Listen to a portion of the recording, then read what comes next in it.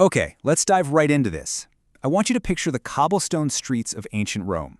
It's the Feast of Lupercal, and the city is absolutely suffocating under the heat of thousands of bodies. It's a day of bright, chaotic celebration, but beneath all those cheers, there is this thick, undeniable tension in the air. The Roman Republic is literally teetering on a knife's edge. The crowds out there are roaring, but they aren't roaring for the gods. They're roaring for one man, Julius Caesar, who is returning in absolute triumph. But as we're going to see in this explainer, that blinding public glory casts a really long, incredibly dark shadow. We aren't just looking at William Shakespeare's immortal text today as some dusty old play. We are stepping into the shadows of Rome to experience a visceral, high-stakes narrative descent into ambition, betrayal, and the sheer psychological horror of a political assassination. So standing right there in the shadows of that roaring plaza is Cassius. Even Caesar himself notices that Cassius has what he calls a lean and hungry look. You know the type. He's a man who thinks way too much, a guy whose brilliant, manipulative mind simply cannot stomach the idea of bowing down to a mortal equal. And his tactic here is just precise. He doesn't go after Caesar's policies, he attacks his mythology. Listen to the venom and, honestly, the absolute awe in his voice as he whispers to his noble friend Brutus. He doth bestride the narrow world like a colossus, and we petty men walk under his huge legs and peep about to find ourselves dishonorable graves. It's brilliant. Cassius is subtly, masterfully working Brutus, taking Brutus's deep-seated genuine love for the Republic and turning it into a weapon against the blinding sun of Caesar's rising monarchy. The really crucial point here is exactly how Cassius dismantles that godlike aura surrounding Caesar. He tells Brutus stories, but not about a mighty conqueror. He talks about a fragile, deeply vulnerable human being. He recounts this time Caesar nearly drowned in the roaring waters of the Tiber River, crying out for help as a sick girl. And right as the crowd is cheering off in the distance, we learn that Caesar has actually swooned. He's fallen down before the roaring Roman mob, foaming at the mouth. He has what they called the falling sickness, what we know as epilepsy. Oh, and he's also deaf in one ear. Cassius really wants Brutus to contrast this staggering, breathless, fainting flesh-and-blood man with the untouchable deity that the crowd is currently worshipping. Cassius is posing the fatal question: how in the world can a man of such feeble temper get the start of the majestic world and bear the palm alone? Okay, moving on to Section 1, Omens in the Orchard. We're transitioning now from the bright, suffocating heat of the Roman streets into the dark, conspiratorial shadows of the night. But listen, this is no ordinary night. The sky itself seems to violently rebel against the city of Rome. The natural order is shattering right alongside the political order. As Brutus retreats to the dark isolation of his orchard, a storm of epic, truly terrifying proportions breaks over the city. And these aren't just bad weather patterns. This is straight-up apocalyptic dread.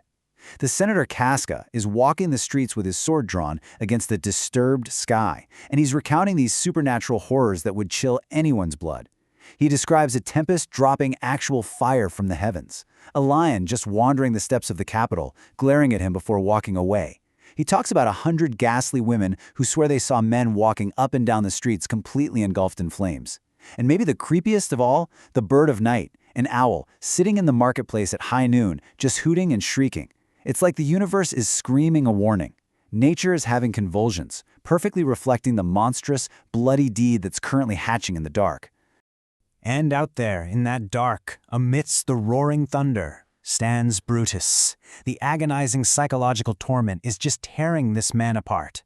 You have to understand, Brutus is not a villain. He's a patriot engaged in a brutal war with himself. He loves Caesar. Caesar loves him. But he loves the abstract, sacred idea of the Roman Republic even more. He's pacing his orchard in the dead of night, totally unable to sleep, reading these forged letters that Cassius planted. Letters begging him to speak, strike, redress. Brutus convinces himself that power will inevitably corrupt Caesar. He decides he has to crush the serpent while it's still in the egg. It is this terrifying, devastating internal monologue where a fundamentally noble man uses twisted logic to justify the preemptive murder of his friend. By now, the heavy, suffocating atmosphere of paranoia has fully set in. Brutus actually describes this terrible waiting period as a phantasma, or a hideous dream. His mind and his body are in open insurrection against each other. And then there's a knock at the gate. The faction arrives in the dead of night. Their hats are plucked down about their ears. Their faces are half buried in their cloaks. It's a secret, cloaked cabal creeping through the dark. Under that tearing, stormy sky, Brutus takes their hands, one by one. And they don't even swear an oath. Brutus believes the nobility of their cause is bond enough. But make no mistake, there in the shadows of the orchard, a blood pact is sealed. Caesar must bleed. Which brings us to Section 2, the Ides of March. Track this inevitable, tragic march with me, because it is agonizing. The storm has passed, but the suffocating suspense only tightens its grip. The sun rises on a city that is completely unaware its very foundations are about to be ripped apart by the blades of its own senators, and it feels like every force in the universe is trying to stop Caesar from going to the capital. In the night, his wife Calpurnia cries out in her sleep 3 times. She dreams she saw Caesar's statue running with pure blood, while smiling Romans bathe their hands in it. She literally begs him on her knees to stay home. And Caesar almost yields, but at 8 a.m., the conspirator Decius shows up. He brilliantly, maliciously twists the dream's meaning, telling Caesar that the blood actually signifies Caesar reviving Rome. Caesar's pride wins out, so he leaves. As he walks the narrow streets, the soothsayer is waiting, hoping to warn him. A man named Archimedorus is standing there, literally holding a letter that names every single conspirator, desperately trying to thrust it into Caesar's hands. But Caesar, playing the role of the benevolent monarch, dismisses him, saying, "What touches us ourselves shall be last served." He stubbornly, blindly walks past every supernatural warning and mortal plea, stepping confidently right into the Senate. Inside the Senate, we witness the absolute tragic peak of Caesar's hubris. The conspirators surround him.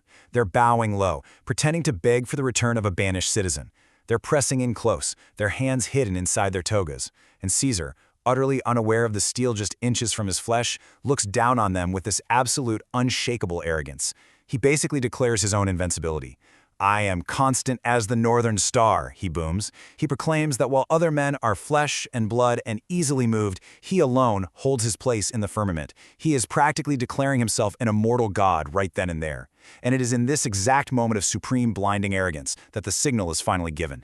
"Speak! Hands for me!" Casca screams, and the illusion of invincibility completely shatters in a flash of violent steel. The assassination is sudden, it's chaotic, and it's brutally visceral. Daggers plunge into Caesar's flesh from all sides in this absolute frenzy of panic and rage. Caesar fights back, bleeding, roaring like a wounded lion, until he locks eyes with Brutus, his beloved friend, his angel, stepping forward with a raised blade. In that split second, the physical pain is entirely eclipsed by the shattering, world-ending realization of betrayal. At two, Brute, and you, Brutus, it's heartbreaking. If Brutus is against him, there is simply nothing left to fight for. Caesar pulls his own mantle over his face, surrendering to the blades, and falls dead at the base of Pompey's statue. The immediate aftermath is just pure, terrifying shock. The body lies completely still, and the Senate erupts into blind panic. Senators flee, shrieking as if it were literally doomsday. But the conspirators, they just stand there in the dead silence around the corpse. Brutus, his hands trembling with adrenaline and conviction, commands them to stoop. "Ambition's debt is paid," he declares. And then they do it. They plunge their arms into Caesar's warm blood, bathing their hands up to the elbows, smearing the crimson across their swords. It is a grotesque, horrifying realization of Calpurnia's dream. They burst out into the chaotic, terrified streets of Rome, waving their red, dripping weapons over their heads, desperately crying out, "Peace, freedom, and liberty." This takes us to Section 3, the rhetorical battle. Here's the thing. Killing Caesar was actually the easy part. The blood on their hands is barely dried when Brutus takes the pulpit. The war transitions entirely from the physical thrust of swords to the far more dangerous, manipulative thrust of words. The Roman citizens are a powder keg right now, and the men who speak hold the match. Now, Brutus doesn't appeal to the crowd's anger or their grief. He appeals to their intellect. His speech is cold, structural, fiercely logical. He asks them, "Would you rather Caesar were living and die all slaves, than that Caesar were dead to live all free men?" He tells them he wept for Caesar's love, rejoiced in his fortune, honored his valor, but slew him for his ambition. He demands they judge him with their wisdom. And honestly, it's a masterful, patriotic defense. The crowd is swayed. They cheer for Brutus. But logic, as Brutus is about to learn the hard way, is a very poor shield against raw, bleeding emotion. I want you to notice the profound contrast in their approaches here. Brutus offers stoic reasoning, a philosophical justification for a bloody act. He speaks to their minds and then makes the fatal, absolute rookie error of leaving the forum, genuinely believing the matter is settled. And into this vacuum steps Mark Antony. But Antony doesn't come out with a structured argument. He enters bearing the brutally mutilated, bloody corpse of his murdered friend. Before he even speaks a single word, the visual of Caesar's ruined body just tears at the hearts of the plebeians. The battle lines are drawn right here. The cold, unyielding intellect of Brutus against the fiery, weeping, bleeding heart of Mark Antony. Antony's oration is without a doubt one of the most brilliant, devastating pieces of psychological manipulation ever recorded. He starts so softly. He claims he comes only to bury Caesar, not to praise him. He repeatedly calls Brutus and the conspirators honorable men, but with every single repetition, his tone drips with more and more bitter sarcasm. He reminds the crowd of Caesar weeping for the poor, of Caesar refusing the crown 3 times. Then, he actually descends into the crowd. He stands directly over the corpse, and he points to the very tears in the cloak where Cassius and Casca and the well-beloved Brutus stabbed him. He weaponizes his own grief, crying out that his heart is in the coffin there with Caesar. Slowly, masterfully, he whips that crowd from uneasy acceptance into a sudden, roaring flood of violent mutiny. And then he delivers the final absolute knockout blow. Just as the crowd is boiling over, Antony reveals a parchment with Caesar's seal. It's his final will and testament.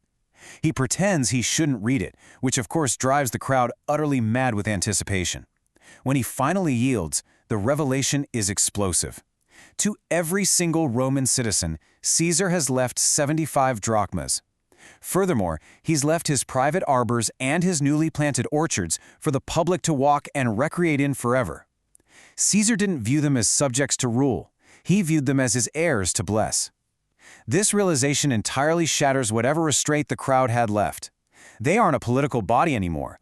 They are a riotous, fire-breathing mob. And that sparks Section 4, the fall of Rome. The rhetorical battle is over. Emotion has completely incinerated logic, and we witness the tragic descent into absolute chaos. Brutus and Cassius realize the tide has violently turned against them, and they are forced to flee like hunted animals through the gates of Rome. Antony's prophecy has come true. He cried havoc and let slip the dogs of civil war across the entirety of Italy. The republic that Brutus sacrificed his soul to save is now tearing itself to bloody pieces. Months pass. Armies are raised. We find Brutus camped at Sardi. He's exhausted. His relationship with Cassius is fracturing under the immense pressure. He's just received word that his wife, Portia, has swallowed fire, killing herself out of grief. Late at night, sitting alone in his tent, Brutus asks his boy to play a sleepy tune, just trying to find a single moment of peace. The boy falls asleep. The candle burns dimly, flickering wildly in a sudden, cold draft. And then, out of the shadows, a monstrous apparition materializes. It is the manifestation of Brutus's own unbearable guilt, his own looming destruction, literally taking physical form. Brutus's blood runs cold. His hair literally stands on end. He asks the spirit what it is, and the ghost replies with bone-chilling simplicity, "Thy evil spirit, Brutus." It has only one message, delivered with a fatalistic weight that just crushes the air right out of the room. To tell thee, thou shalt see me at Philippi. The plains of Philippi are where the final battle will take place. Brutus puts on a brave face, but it doesn't matter. The inescapable doom is set. The ghost vanishes, leaving Brutus completely alone to march his broken, weary army toward their final, inevitable slaughter. The spirit of Caesar is going to have its revenge.